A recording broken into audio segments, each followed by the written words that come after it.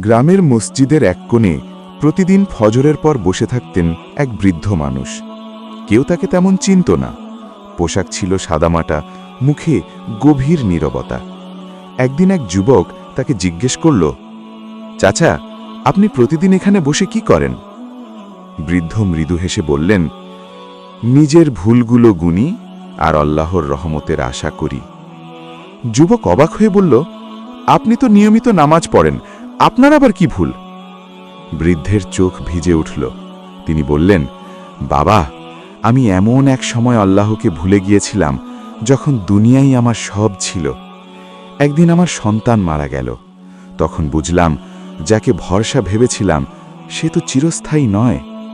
তিনি সেজদায় মাথা রেখে ফিসফিস করে বললেন, হে আল্লাহ, আমি ফিরে এসেছি, দেরিতে হলেও। তার চোখ থেকে এক ফোঁটা অশ্রু পড়ল মসজিদের মেঝেতে। সেদিন সেই যুবক বুঝে গেল, এক ফোঁটা খাঁটি তাওবার অশ্রু আল্লাহর কাছে পাহাড় সম গুনাহ থেকেও ভারী।